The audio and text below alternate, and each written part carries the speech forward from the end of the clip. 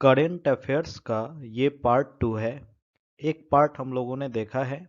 अब इसी तरीके की जो वीडियोस हैं करेंट अफेयर्स से संबंधित, ये भी अन्य पार्ट के साथ साथ अन्य विषयों के साथ साथ लगातार आएंगी।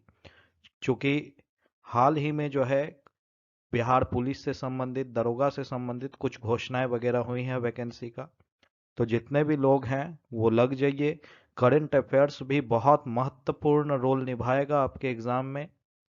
तो इस तरीके के जो वीडियोस हैं वह मैं लगातार आप लोगों को दूंगा।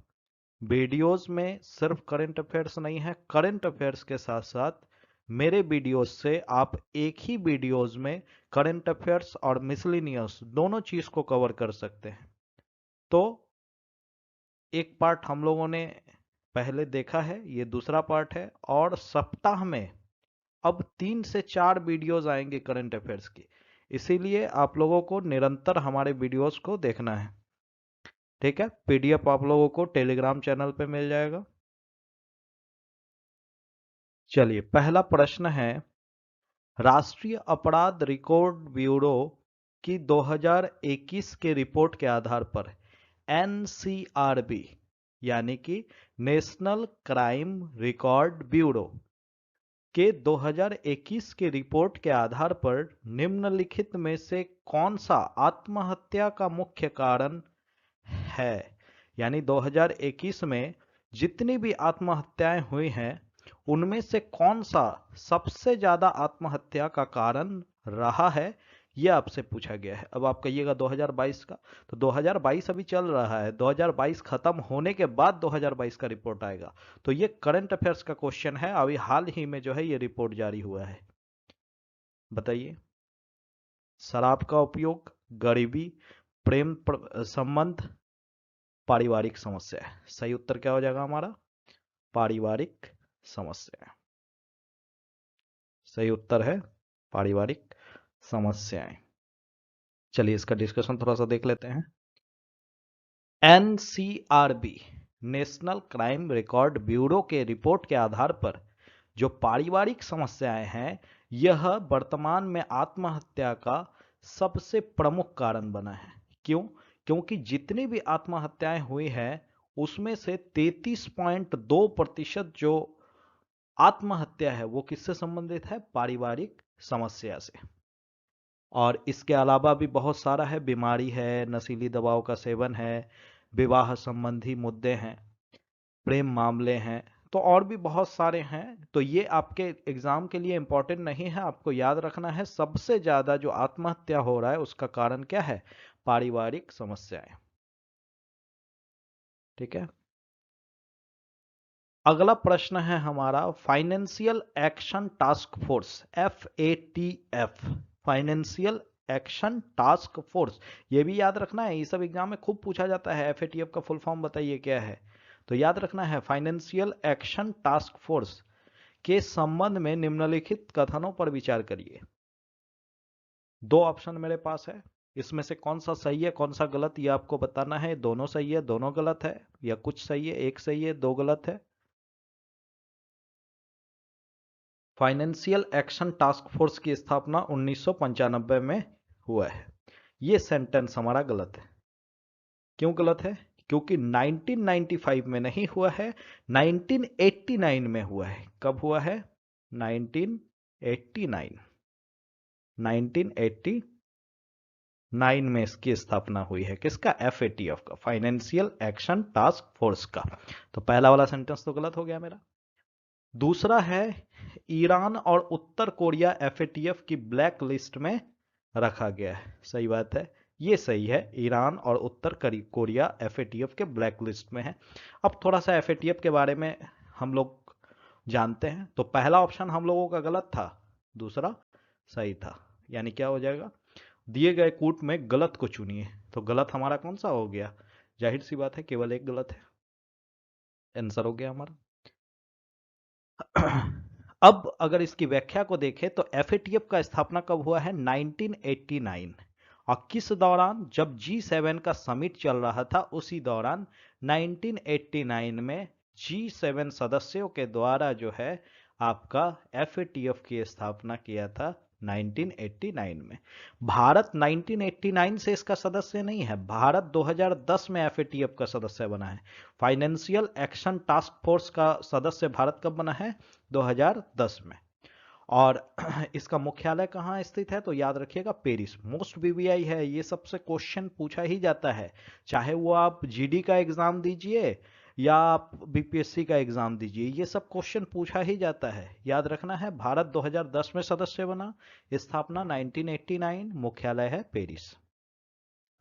अब ये एफएटीएफ करता क्या है? तो याद रखिएगा, एफएटीएफ का काम है जो टेरर फंडिंग वगैरह होता है, यानी कि आतंकवाद वगैरह, बहुत सारे देश जो है वह आतंकवाद को जो है अपने नीतियों का एक हिस्सा बना लेते हैं। जैसे पाकिस्तान, पाकिस्तान आतंकवाद का यूज करता है भारत के खिलाफ अपनी राजनीतिक नीतियों के तहत।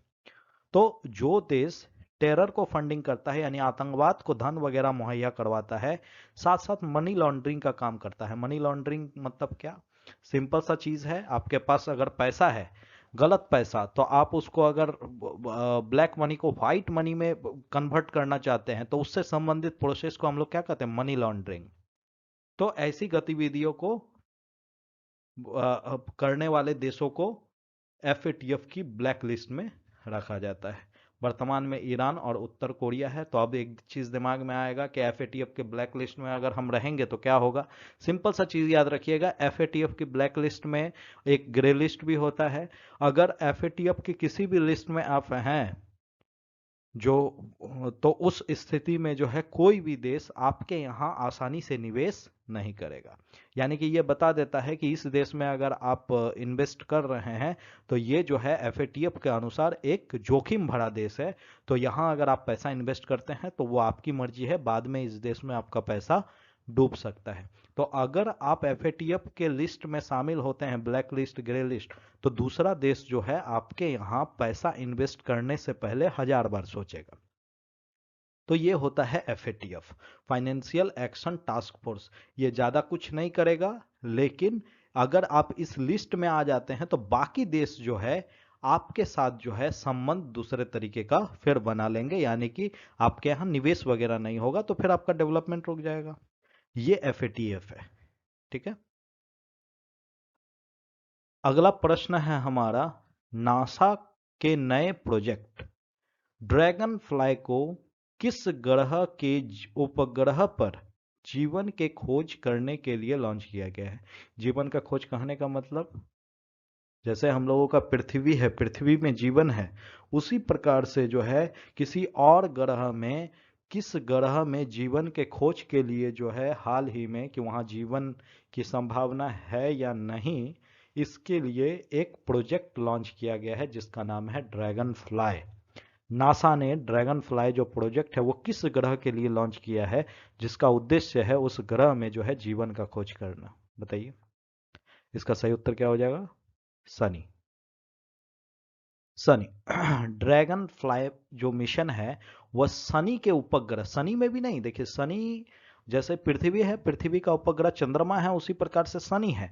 शनि के उपग्रहों में से एक उपग्रह जो टाइटन है, टाइटन में जो है आपका ड्रैगन फ्लाई मशीन, आपका मिशन को भेजा गया है ताकि वहां जाकर के जीवन के बारे में अध्ययन किया जा सके कि क्या ये शनि ग्रह जो है, शनि का जो उपग्रह है टाइटन, ये जीवन के लिए उपयुक्त है या नहीं, क्या इसमें जीवन की संभावना हो सकती है। इसी के लिए ड्रैगन फ्लाई मिशन को जो है भेजा गया है। कहाँ भेजा जाएगा, सॉरी भेजा जाएगा, भेजा गया नहीं है, भेजा कब जाएगा? 2026 में। याद रखिएगा, भेजा गया नहीं है, भेजा जाएगा 2026 में। और ये भी घोषणा हो गया 2026 में भेजेंगे और 2034 को पुनः उस मिशन को पृथ्वी पर लेकर के आ जाएंगे। यानी 26 से 34 लगभग 8 साल का यह मिशन होगा। टाइटन के बारे में आप जानते हैं, टाइटन जो है यह शनि का सबसे बड़ा उपग्रह है। ऐसे अगर सौरमंडल का सबसे उपग्रह की बात करें तो गैनीमेड, बृहस्पति का गैनीमेड जो है सौरमंडल का सबसे बड़ा उपग्रह है, जबकि शनि का टाइटन यह पूरे सौरमंडल का दूसरे सबसे बड़ा उपग्रह है। ऐसे शनि ही वह ग्रह है जिसके पास सबसे ज्यादा उपग्रह है, लगभग 81 सैटेलाइट हैं, 81 या 82 के आसपास सैटेलाइट है इसका, कि उसका शनि का। अगला प्रश्न है हमारा नासा। अच्छा, नासा देखिए, नासा का फुल फॉर्म इससे पहले भी हम लिखे थे, हम फिर से यहाँ पे लिख दिए, इसलिए लिख दिए क्योंकि आप लोग बार बार पढ़ते पढ़ते इस चीज़ को याद कर लीजिए।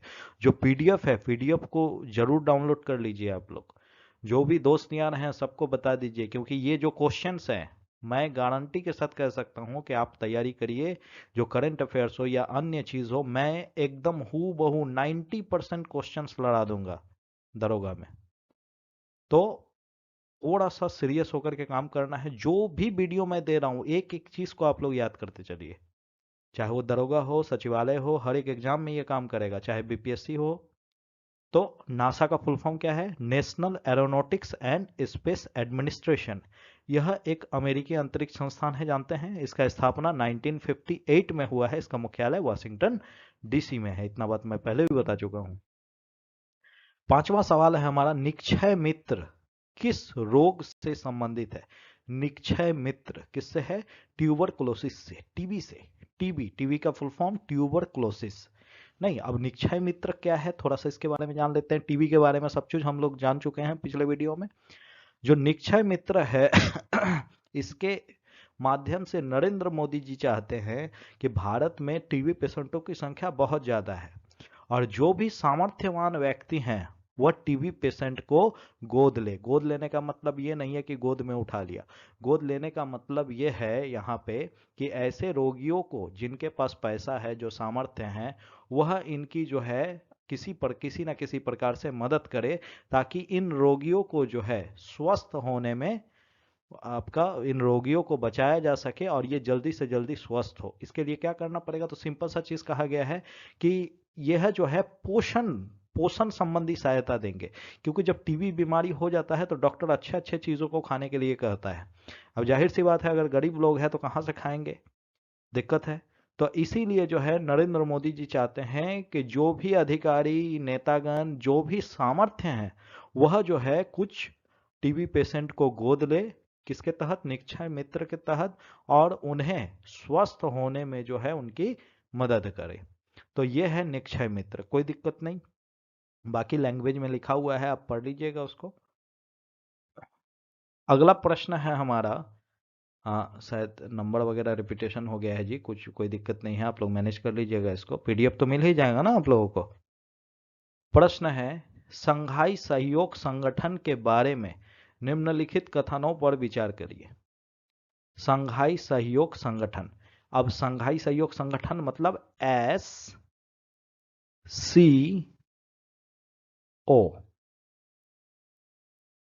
SCO, Shanghai corporation organisation. अब माउस से थोड़ा सा लिखने में दिक्कत होता है जी, तो थोड़ा समझने का प्रयास करिएगा। एस संघाई, एस से संघाई, सी से कॉरपोरेशन, ओ से ऑर्गेनाइजेशन। संघाई कॉरपोरेशन ऑर्गेनाइजेशन, संघाई सहयोग संगठन। अब ये जो एससीओ है, यह एक यूरेशियन राजनीतिक, आर्थिक और सुरक्षा संगठन है। यूरेशियन कहने का मतलब यूरोप और एशिया के मध्य, इसीलिए इसको कहते हैं Eurasia. Europe plus Asia. Eurasia यानी यूरोप प्लस एशिया के मध्य राजनीतिक और आर्थिक सुरक्षा का संगठन है। बिल्कुल सही बात है। ये आर्थिक रूप से और रक्षात्मक रूप से जो है हम लोग पार्टिसिपेट करने के लिए इस संगठन को बनाए हैं। हालांकि हम लोग इसमें हैं, लेकिन शुरू से नहीं है। इसकी स्थापना 2001 में हुई थी। इसका मुख्यालय संघाई चाइना में है। ये सेंटेंस हमारा क्या है? बिल्कुल गलत है। 2001 में स्थापना हुआ है, बिल्कुल सही बात है, कहीं कोई दिक्कत नहीं है। लेकिन इसका मुख्यालय संघाई में तो नहीं है। इसका मुख्यालय कहाँ है? बीजिंग में। चाइना के बीजिंग में है एससीओ का मुख्यालय। अब नाम है संघाई कॉरपोरेशन ऑर्गेनाइजेशन, मुख्यालय तो संघाई में होना चाहिए। इसी गलत फहमी में रहिएगा तो क्वेश्चन गलत हो जाएगा। याद रखिएगा, एससीओ का मुख्यालय एस में है ही नहीं। संघाई कॉरपोरेशन ऑर्गेनाइजेशन का मुख्यालय संघाई में नहीं है। कहाँ है? बीजिंग में। हाल ही में ईरान इसका नवा सदस्य बना है, ये भी बिल्कुल सही बात है। ईरान इसका नवा सदस्य बना है। कहने का मतलब इसमें टोटल सदस्य कितना? 9 है, और नवा सदस्य कौन बना है? ईरान। यानी 1 और 3 हमारा अच्छा, इसमें से कौन सा कथन सही? अच्छा ठीक है, कौन सा कथन सही है? तो 1 और 3 सही है। देखिए, एससीओ का मुख्यालय बीजिंग, एससीओ का स्थापना 2001। एससीओ के सदस्य वर्तमान में 9 सदस्य हैं, कजाकिस्तान, चीन, किर्गिस्तान, तजाकिस्तान, उज्बेकिस्तान, भारत। जो भारत आप देख रहे हैं, भारत शुरू से इसका सदस्य नहीं था। भारत जो है इसका सदस्य कब बना है, तो याद रखिएगा 2017 में। भारत इसका सदस्य कब बना है, 2017। लिखने में नहीं बनता है जी, थोड़ा सा दिक्कत होता है, याद रखिएगा भारत 2017 में बना है इसका सदस्य, 2017 नहीं लिखाएगा सुन करके याद करिए। भारत जो है, भारत और पाकिस्तान ये दोनों 2017 में एससीओ का सदस्य बना है। तो टोटल कितने सदस्य हो गए, टोटल हो गए इधर 8, वो जो अभी बना है 9वां सदस्य वो है ईरान। कोई दिक्कत नहीं इतना में, इतना चीज याद रखिएगा। एससीओ में टोटल 9 सदस्य, ईरान उसका 9वां सदस्य, याद रहेगा। भारत कब बना है, तो 2017। भारत और पाकिस्तान दोनों बना है 2017 में। भारत और पाकिस्तान दोनों बना है 2017, याद रखिएगा, इसीलिए हम 2-3 बार बोल रहे हैं। भारत और पाकिस्तान 2017, ईरान 9वां सदस्य, याद रहेगा। 2023 में एससीओ का समिट कहाँ होगा, तो भारत में। बढ़िया से याद रखना है सब। एससीओ का समिट 2017 में कहाँ होगा, 2023 में कहाँ होगा, तो भारत में। इस बार कहाँ हुआ है, तो उज्बेकिस्तान। आप जानते हैं उज्बेकिस्तान, उज्बेकिस्तान के समरकंद में, वही क्षेत्र है जहां से आया था बाबर।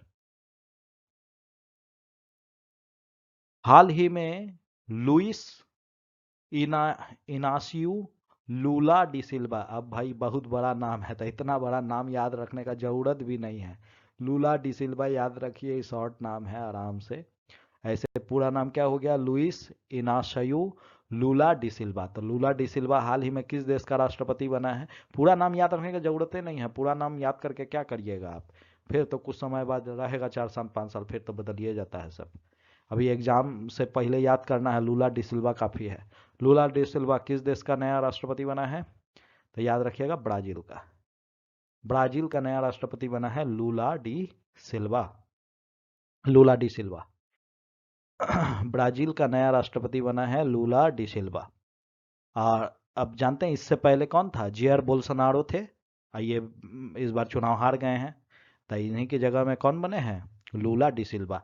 ये व्यक्ति 18 महीना जेल में रहा है। कुछ ना कुछ खास कारनामा करना पड़ेगा, तभी जाकर के जो है कुछ बड़ा आदमी बना जा सकता है। तो लूला जो है ये, यानी लूला डी सिल्वा जो है, ये भ्रष्टाचार के आरोप में जो है 18 महीना जेल में रहे हैं।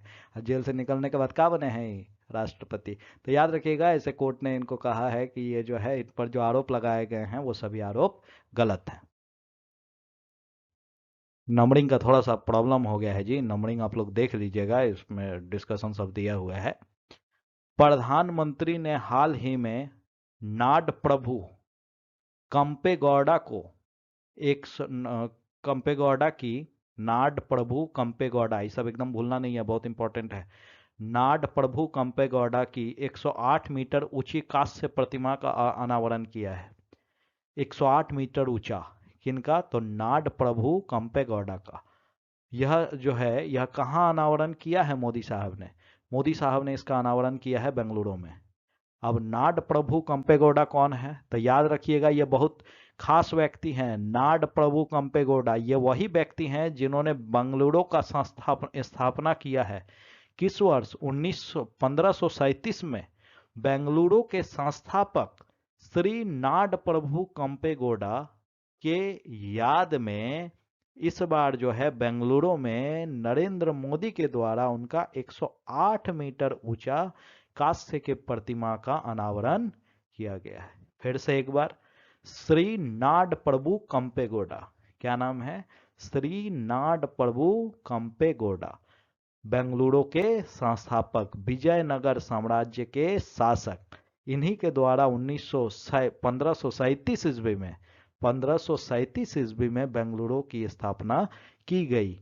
इनकी जो मूर्ति है वो 108 मीटर ऊंचा है। और कहाँ मिलेगा ये मूर्ति, तो बेंगलुरु में। किसने उद्घाटन, इसका जो है अनावरण किया, तो वो श्री नरेंद्र मोदी जी अपने प्रधानमंत्री ने किया है। याद रहेगा इतना बात। अगला प्रश्न है हमारा, निम्नलिखित में से किस सम्मेलन में ग्लोबल शील्ड नामक पहल शुरू किया गया है? ग्लोबल शील्ड कौन सा? ये सब क्वेश्चन इतना इंपॉर्टेंट है जो मैं आपको बता भी नहीं सकता हूं। देखिएगा, याद रखिएगा, एग्जाम में काम करेगा ये क्वेश्चन। इस तरीके के क्वेश्चन का सिलेक्शन आपको पूरे यूट्यूब में कहीं नहीं मिलेगा, इसका तो गारंटी है। तो एकदम ध्यान से काम करते चलना है। ग्लोबल शील्ड नामक पहल किसने प्रारंभ किया है? याद रखिएगा, यूनाइटेड नेशन, आपका conference of parties, United nation, इसी को कॉन्फ्रेंस ऑफ पार्टीज कॉप कहते हैं। ये जलवायु परिवर्तन से संबंधित, जलवायु और पर्यावरण से संबंधित ये कार्य करते हैं। ठीक है, तो डिस्कशन आप देखें। हाल ही में जो है यूएन कॉप का 27वां शिखर सम्मेलन के तहत जो है ग्लोबल शील्ड नामक जो है एक अभियान को लॉन्च किया गया है। इसका उद्देश्य क्या है? इसका उद्देश्य है आपदाओं से निपटना, जलवायु आपदाओं से निपटना। जलवायु आपदा कहने का मतलब, मान लीजिए कहीं बाढ़ आ गया, सूखा आ गया, या अन्य प्राकृतिक कोई आपदा आ गया, तो इनसे निपटने के लिए जो है जहां भी इस तरीके की चीजें होंगी, उस देश को जो है आपका फंड वगैरह जो है प्रोवाइड करना है, यानी मदद करना है। तो किन किन देशों का मदद किया जाएगा इसके तहत, सुनिएगा तो आपको अच्छा भी लगेगा थोड़ा सा लगेगा अंदर से कि भाई क्या है ये। पाकिस्तान, घाना, फिजी और सेनेगल जैसे देशों का मदद किया जाएगा। किससे? ग्लोबल शील्ड नामक अभियान से। कौन, किसने लॉन्च किया? United nation conference of parties 27 शिखर सम्मेलन में। तो अब आप कहिएगा कि भैया इस शिखर सम्मेलन हुआ कहाँ 2022 में? तो इस शिखर सम्मेलन का आयोजन किया गया था मिस्र में, मिस्र का शहर शर्म अल शेख में कॉप 27 का आयोजन किया गया। ये भी पूछेगा कहाँ हुआ ये समिट 2022 में, कॉप 27? तो याद रखना है कहाँ हुआ, मिस्र में, मिस्र के शर्म अल शेख में। और इसी के तहत जो है आपका ग्लोबल शील्ड नामक अभियान लॉन्च किया गया। इसका उद्देश्य क्या होगा? आपदा से निपटना, यानी जहां भी आपदा आएगा उसे वित्तीय सहायता प्रोवाइड करना। कोई दिक्कत नहीं इतना में?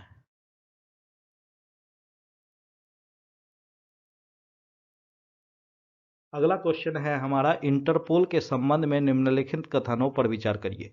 इंटरपोल, अब पहला ऑप्शन है हमारा, हाल ही में भारत में 90वां इंटरपोल महासभा की मेजबानी की है, भारत ने किया है 90वां इंटरपोल, क्या ये सही है? दूसरा है आपका, यह एक अंतर्राष्ट्रीय संगठन है जो दुनिया भर में पुलिस सहयोग और अपराध नियंत्रण की सुविधा प्रदान करता है। दूसरा। तीसरा है, इसका मुख्यालय लिवरपूल में है। बताइए कौन सा सही है, कौन सा गलत? ये सही है। हाल ही में 90वां इंटरपोल का जो आपका समिट हुआ, इसका आयोजन भारत में हुआ था, सही है ये बात। ये एक अंतर्राष्ट्रीय संस्था है जो दुनिया भर में पुलिस सहयोग और अपराध को नियंत्रण करने के लिए जो है काम करती है। इसे देखेंगे इसके बारे में अभी। इसका मुख्यालय लिवरपूल में, ही गलत है भैया। इसलिए गलत है क्योंकि लिवरपूल नहीं है, फ्रांस, पेरिस के लियोन्स में है, पेरिस के लियोन्स में। तो कौन कौन कथन सही है? केवल एक और दो। इंटरपोल, ये इंटरपोल जो है, इंटरपोल का काम क्या है? ये इंटरनेशनल पुलिसिंग का काम करता है। इंटरनेशनल पुलिस करने का मतलब, जैसे अपने यहाँ कोई अपराध होता है तो हमारे यहाँ की पुलिस उसको पकड़ती है, पकड़ करके न्यायालय के पास प्रस्तुत करती है। अब मान लीजिए कि कोई हमारे यहाँ का, जैसे नीरव मोदी है, नीरव मोदी इतना सारा पैसा लेकर के भाग गया विदेश। अब विदेश में मान लीजिए कि अगर ब्रिटेन में है तो ब्रिटेन से कौन पकड़ करके लाएगा? तो उसके लिए जो है हमें जिसकी मदद लेनी होगी उसका नाम क्या है? इंटरपोल। यानी कि यही इंटरनेशनल पुलिस की जो संस्थान है, यह उस क्रिमिनल को पकड़ेगा और पकड़ करके फिर भारत को सौंपेगा। तो ये जो इंटरपोल है, इंटरपोल की स्थापना हुई है 1923 ईस्वी में। इसका मुख्यालय फ्रांस के लियोन्स में है। और ये अंतर्राष्ट्रीय पुलिस के नाम से जाना जाता है, क्योंकि ये किसी भी देश में जो है, अगर कहीं का किसी भी प्रकार का कोई अपराधी है तो उसको पकड़ने का काम करता है। हाल ही में खबरों में रहा ऑपरेशन मेघ चक्र किससे संबंधित है? अच्छा क्वेश्चन है, ऑपरेशन मेघ चक्र बाल यौन शोषण सामग्री, सियाचिन ग्लेशियर पर कब्जा, चक्रवात राहत और बचाव, भ्रष्टाचार विरोधी। क्या हो जाएगा सही उत्तर? बाल यौन शोषण सामग्री। बाल यौन शोषण को रोकने के लिए जो है ऑपरेशन मेघ चक्र को चलाया गया है। याद रखिएगा, ऑपरेशन मेघ चक्र किसके लिए? बाल यौन शोषण को रोकने के लिए ऑपरेशन मेघ चक्र किसने चलाया था? सीबीआई के द्वारा ये चलाया गया है मेघ चक्र के नाम से। इससे पहले भी 2021 में एक मिशन चलाया गया था सीबीआई के द्वारा, नाम क्या था? Operation carbon. कोई दिक्कत नहीं। अंतिम प्रश्न है हमारा आज का। हाल ही में उल्फ क्रिस्टरसन को किस देश का नया प्रधानमंत्री चुना गया है? हाल ही में उल्फ क्रिस्टरसन को किस देश का नया प्रधानमंत्री चुना गया है? बताइए। स्वीडन का। स्वीडन का नया प्रधानमंत्री चुना गया है। उल्फ क्रिस्टरसन स्वीडन का नया प्रधानमंत्री हैं। स्वीडन के संसद को क्या कहते हैं? रिक्सडॉग। जब यहाँ पे वोटिंग हुआ तो 176 सदस्यों ने इनके पक्ष में वोट किया और 173 ने इनके विरोध में। तो कांटे का टक्कर हुआ था। तो 10 क्वेश्चन का ये वीडियोस लगभग रहेगा, लेकिन डिस्कशन के माध्यम से आप भी देख सकते हैं कितना सारा क्वेश्चन अरेंज होता है। तो इस तरीके के वीडियोस लगातार आएंगे, लेकिन आप लोग चैनल को सब्सक्राइब नहीं करते हैं। थोड़ा सा वीडियो को वायरल वगैरह करिए, ताकि हम भी थोड़ा सा मोटिवेट हो ज़्यादा से ज़्यादा वीडियो बनाने के लिए। जल्दी से जल्दी सब्सक्राइबर बढ़ाइए आप लोग। ठीक है, आज इतना ही।